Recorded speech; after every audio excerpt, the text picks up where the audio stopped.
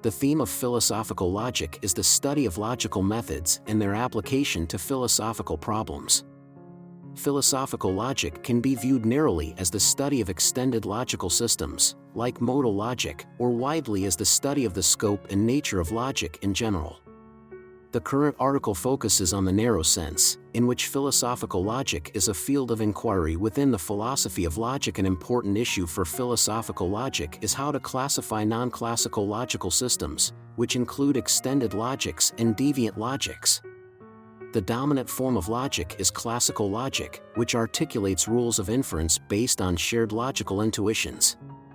Extended logics extend classical logic to new fields by introducing new logical symbols and corresponding rules of inference. Alethic modal logic uses new symbols to express what is possibly or necessarily true and is often combined with possible world semantics.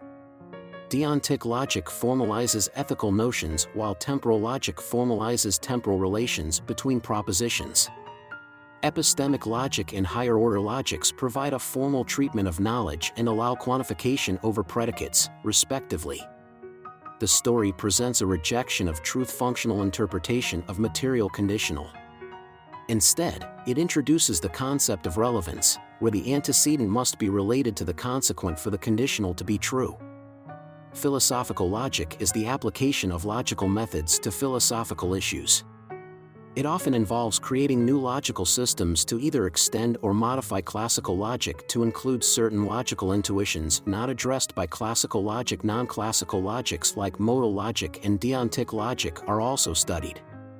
Core to philosophical logic is the understanding of logic as the study of valid inferences, where the truth of the premises ensures the truth of the conclusion. However, different systems of logic provide different accounts of when an inference is valid, and philosophical logic is concerned with non-classical logic. Some argue that classical logic is too narrow, while others see flaws in it, which leads to the development of deviant logics. The topic at hand is the distinction between extended, deviant, and quasi-deviant logics and the question of whether there can be multiple true logics. Extended logics involve the addition of new symbols and rules of inference to classical logic, while deviant logics reject some of the basic assumptions of classical logic. Quasi-deviant logics introduce new vocabulary but still incorporate classical logic's well-formed formulas. The issue of whether all of these systems can be considered logical is debated, with some arguing that certain systems, like fuzzy logic, should be considered non-logical formal systems. Theoretical philosophers differ on whether there can be more than one true logic, with some advocating for a local approach and others for a global one. Monists argue that there is only one true logic, while pluralists believe that multiple logics can all be correct. The technical language used to describe these concepts can vary. The theme explored in this paragraph is the various extensions to classical logic and the different principles they follow. Classical logic focuses on basic concepts and how they contribute to valid inferences using propositional logic.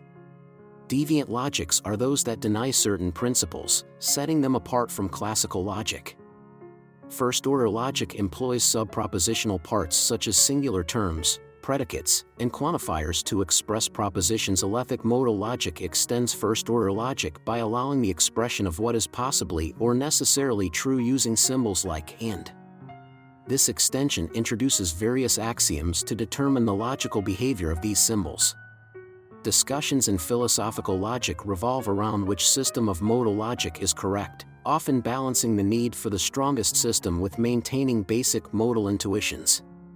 Possible and necessary truths are fundamental concepts in modal logic, with the former being true in at least one possible world and the latter being true in all possible worlds.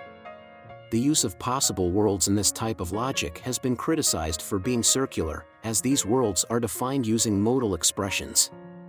Deontic logic, on the other hand, extends classical logic to the realm of ethics by exploring obligation and permission. These concepts are often expressed using the operators must and may, respectively. The axioms governing these operators are identical to those found in alethic modal logic, leading to discussions on the right system of axioms for expressing deontic inferences. Furthermore, the relationship between alethic modal logic and deontic logic is of interest, with the principle of ought implies can being a common topic. Temporal logic, also known as tense logic, expresses temporal relations using logical mechanisms. Its operators behave similarly to those in alethic modal logic, but they are often modified to account for the difference between past and future. Arthur Prior's tense logic, for instance, uses four such operators to express different temporal relationships. Axioms are used to govern which inferences are valid depending on the operators present in them. For instance, the statement "it will be rainy in London at some time" follows from "it will always be the case that it is rainy in London." The theme of this passage is the various forms and applications of logic, such as first-order logic, epistemic logic, and higher-order logic. The style should be informative and straightforward, with emphasis on explaining each type of logic and their uses. In the realm of first-order logic, time is treated in terms of operators, which is more natural and similar to natural languages. Epistemic logic, a type of modal logic, is used to capture the logic of knowledge and belief through symbols and axioms.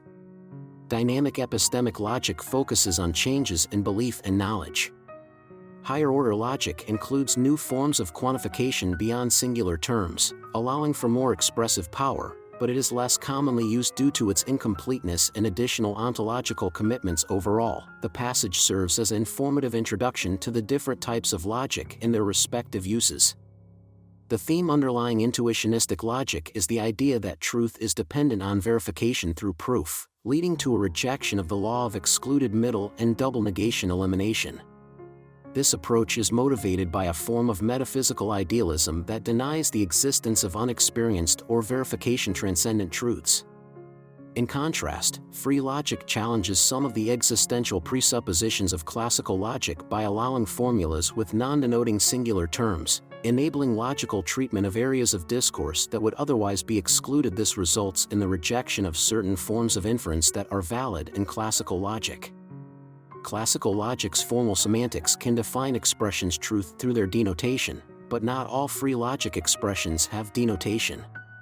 The literature explores three general approaches to this issue: negative, positive, and neutral semantics.